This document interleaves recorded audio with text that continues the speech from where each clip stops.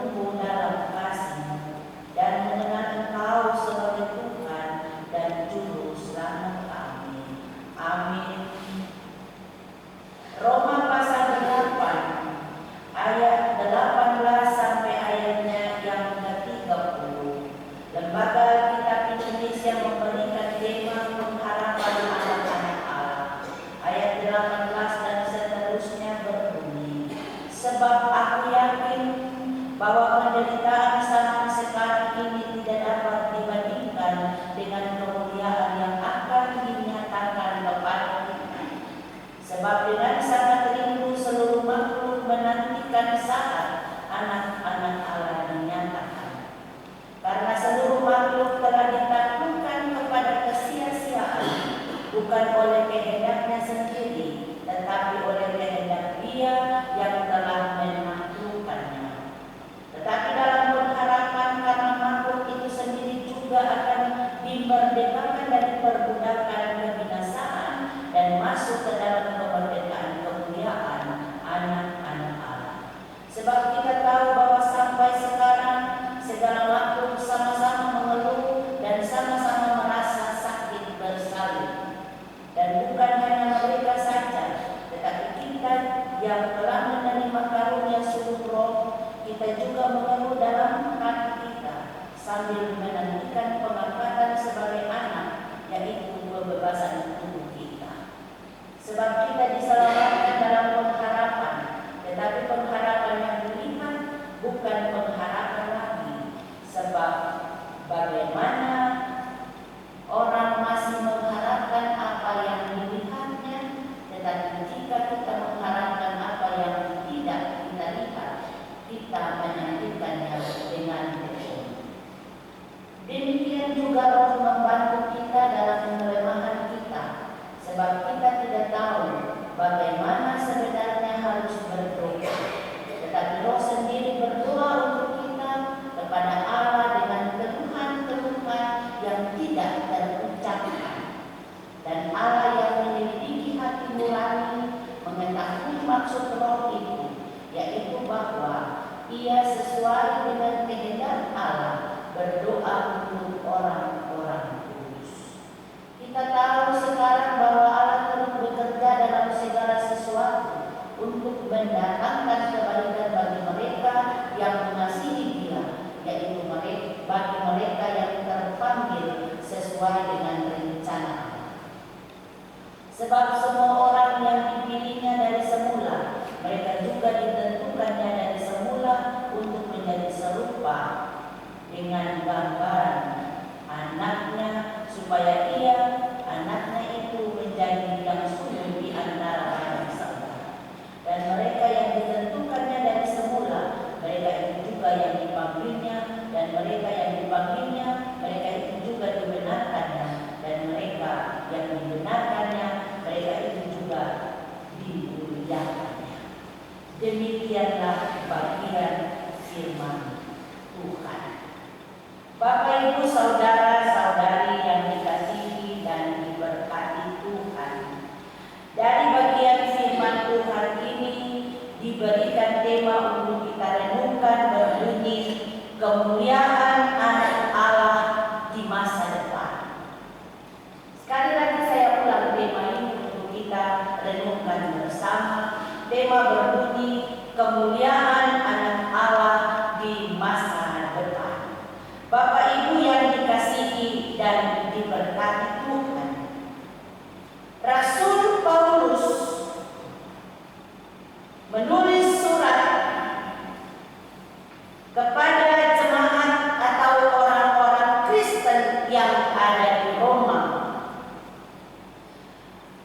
yang ditujukan baik kepada orang Yahudi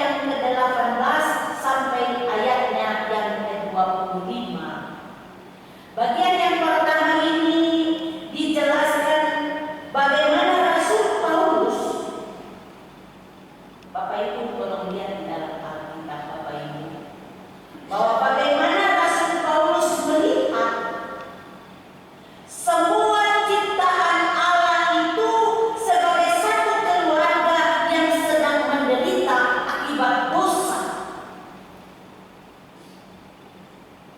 yang menantikan hari pemulihan.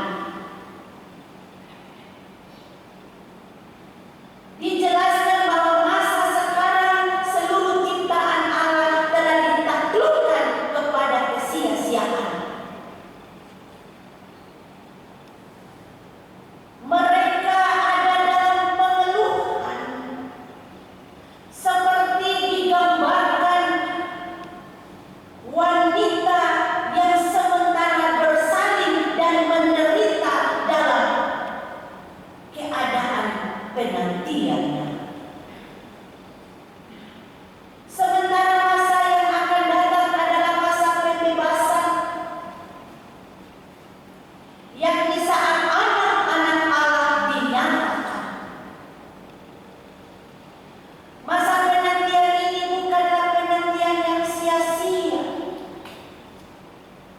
karena Paulus berkata kepada jemaat di Roma yang sedang mengalami penderitaan karena imannya itu, Paulus menekankan, bertekunlah dalam masa penantian.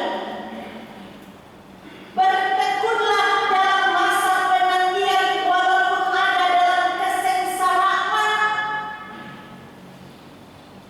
Walaupun jemaat mengalami penderitaan karena iman mereka,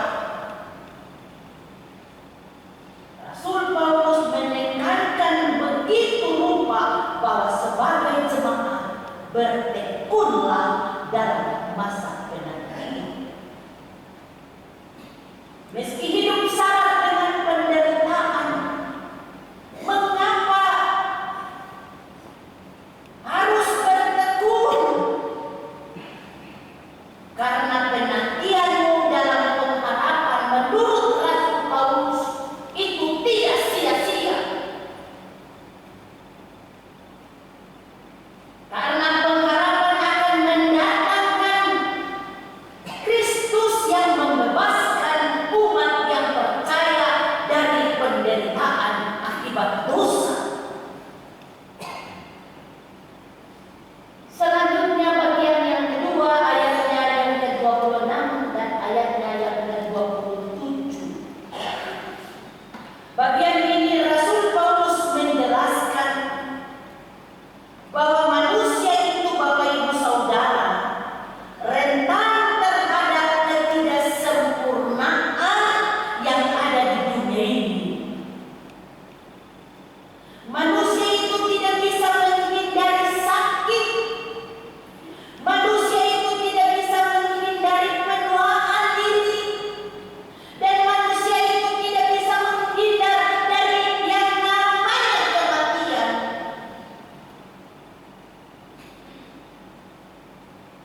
Demikian juga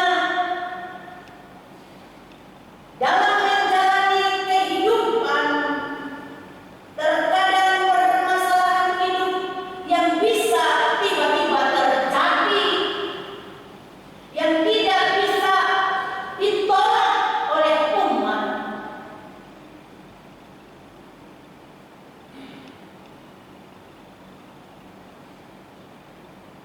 Sementara itu dalam diri manusia pun ada perjuangan untuk melawan dosa. Dan melalui bagian ini, Bapak Ibu Saudara, Allah melalui Rasul Paulus mengajarkan bahwa manusia sebenarnya adalah makhluk yang lemah. Kita ini adalah makhluk yang lemah. Oleh karena itu, sebagai makhluk yang lemah itu perlu menyadari bahwa dirinya itu lemah dan rentan, sehingga kita harus memiliki dorongan untuk berdoa kepada Allah.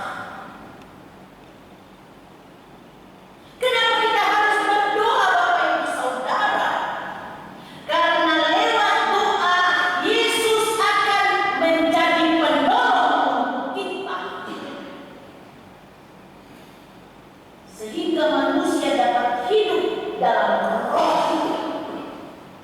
Artinya, manusia akan selalu disertai oleh Roh Kristus.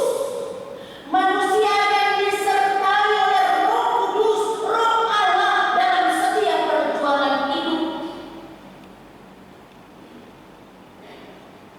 Dan roh itu akan membantu manusia untuk mengutarakan kerinduan hati yang terdalam kepada Allah, yang juga Allah mengetahui isi hati manusia. Allah sekarang ini mengetahui isi hati Bapak Ibu dan saya. Allah tahu apa yang sementara Bapak Ibu gumuli. Allah tahu apa yang sementara Bapak Ibu hadapi. Masalah dengan suami, masalah dengan istri, masalah dengan pekerjaan, masalah dengan keuangan, masalah dengan pimpinan, masalah dengan lingkungan. Tuhan tahu semuanya. Tidak ada yang tersembunyi di bilik mata Tuhan.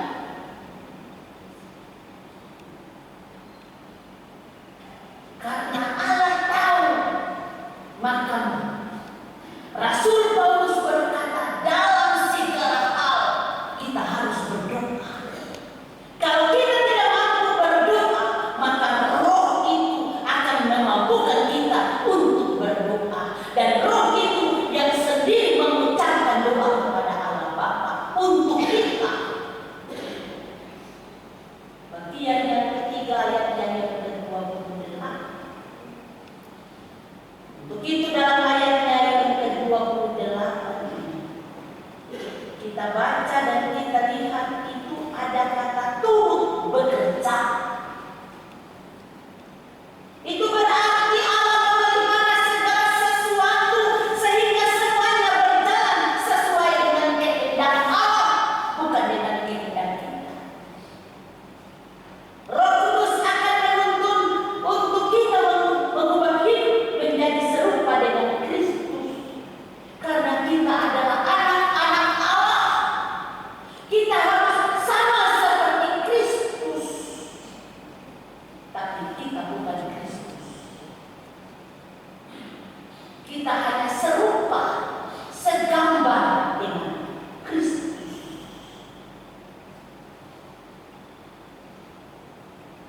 Karena segala sesuatu berasal dari Allah, dikerjakan oleh Allah, dan semuanya itu untuk kemuliaan Allah. Coba kita renungkan, di mana saja kita ada dan apa saja pekerjaan kita. Kalau kita bekerja dengan sungguh-sungguh, kita bersikap sesuai dengan kehendak Allah, di situ nama Allah dimuliakan. Bukan nama kita dipuji, tidak. Untuk orang Kristen, untuk orang percaya, ada penilaian khusus di situ. Sikap kita, perbuatan kita ada penilaian khusus di situ. Oh benar, karena dia ini anak Allah. Oh benar,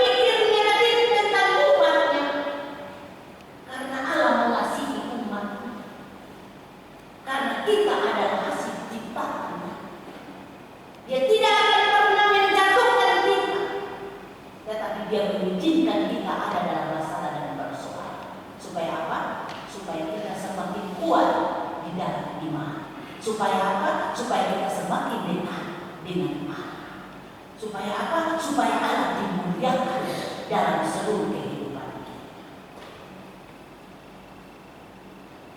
Sehingga walaupun tantangan hidup sangat berat dan doa yang tidak lagi terucapkan karena rasa tidak mampu, karena rasa tidak sanggup, atau karena masalah bertubi-tubi, lalu umat berkata, kami sudah jua yang saya sudah bisa berdoa. Atau umat akan berkata, oh dengan cara apa lagi saya berdoa? Pada saat itulah Roh Kudus akan memampukan dan berjalan dengan iman, bukan dengan pemeliharaan. Roh Kudus akan memampukan kita, dan lewat iman kita akan memperoleh kekuatan yang berasal dari Allah. Maka pada ayatnya yang ke-29 sampai ayat 30 pada bagian yang keempat, walaupun manusia telah merusak kebaikan ciptaan, Allah semenjak jatuh ke dalam dosa, namun Allah tetap menginginkan agar semua manusia beroleh hidup yang kekal. Bahkan tujuan utama pengutusan Yesus Kristus adalah agar setiap orang percaya beroleh hidup yang kekal, dan orang yang tidak percaya agar mau percaya kepada Allah. Allah menciptakan manusia dengan memberi kehendak bebas. Terserah kau mau pilih jalan yang mana, karena kau sudah tahu kebenaran firman Allah. Terserah, Allah memberikan hak Anda hidup bebas. Bebas memilih baik atau tidak baiknya, terserah, kembali kepada pribadi masing-masing.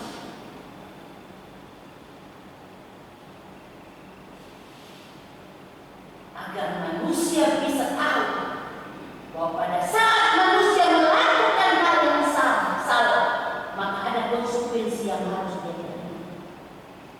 Manusia harus tahu bahwa pada saat dia melakukan hal yang benar di hadapan Allah, maka ada berkat yang diterima, maka ada mahkota yang dia peroleh, maka ada berkat-berkat baru yang Allah siapkan. Jadi hidup jangan khawatir, percaya dengan iman sungguh bahwa hidup kita adalah milik Allah.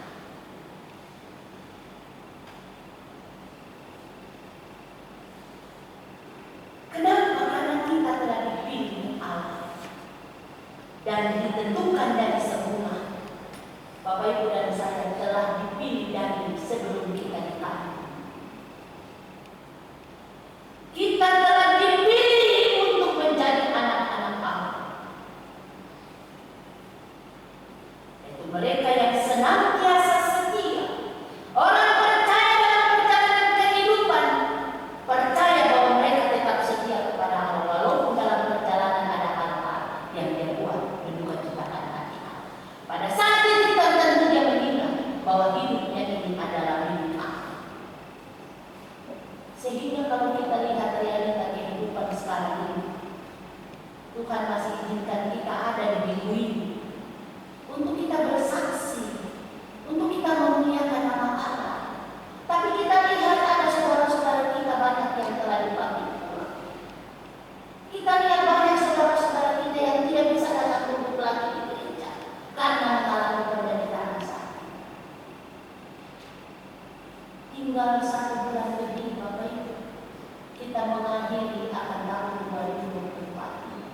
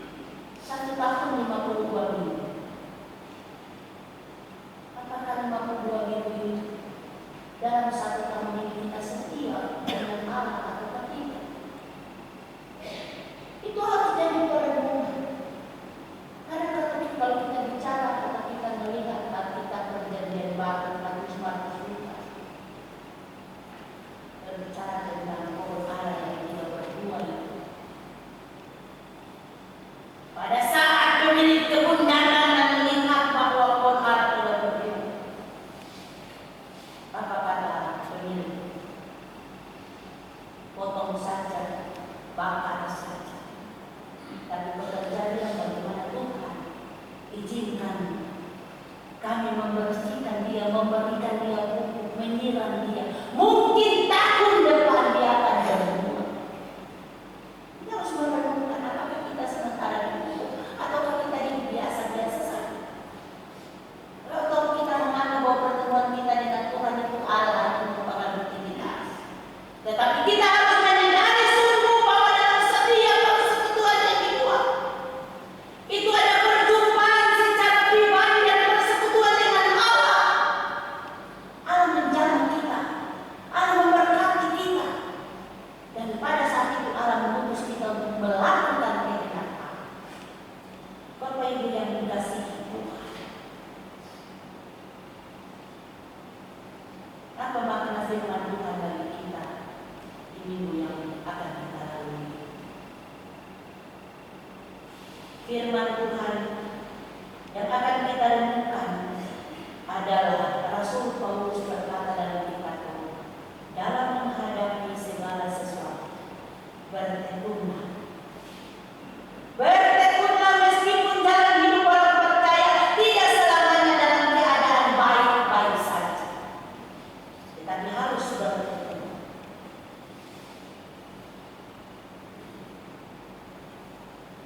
Tuhan mengizinkan penderitaan hadir dalam hidup kita. Dan Tuhan bilang, Rasul bilang bertekunlah. Penderitaan berapa berat sekalipun tidaklah kekal dibandingkan dengan kemuliaan kekal yang akan kita terima bersama-sama Kristus. Amin. Kita akan menerima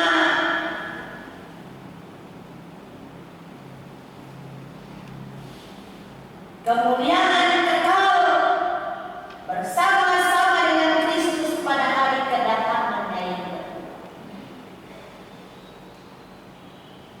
Percayalah bahwa kita yang masih dipercayakan Tuhan hidup ini, kita ada dalam hari-hari penantian kita.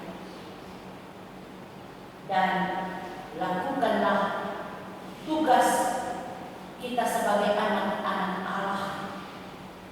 Dan jangan sia-siakan hidup kita. Jadikan hidup kita ini berarti untuk kemuliaan nama Tuhan. Yang kedua, dari firman ini, Allah kita adalah Allah yang aktif, Allah yang selalu bekerja dalam kehidupan kita. Allah turut merasakan apa yang kita rasakan. Allah ada di dalam situasi kehidupan kita, dalam suka maupun duka, dalam penderitaan yang kita alami. Allah turut bekerja mendatangkan kebaikan bagi orang-orang yang mengasihi Allah. Maka serahkanlah hidup kita dalam kendali Tuhan, karena Tuhan yang mampu melakukan, dan Tuhan yang akan mampu menjawab doa lebih dari apa yang mampu kita lakukan dan doakan. Tetaplah berjuang, tetaplah bertekun dalam masa penantian Bapak Ibu. Imani bahwa pengharapan kita tidak akan sia-sia, dan percayalah ada Roh Allah yang turut bekerja dalam dan untuk mendapatkan kebaikan bagi setiap kita, setiap pribadi kita, setiap keluarga kita, setiap anak-anak kita, dan setiap keturunan kita, setiap pelayanan kita. Tuhan yang punya firman, Roh akan memampukan kita melakukan firman dalam hidup kita hari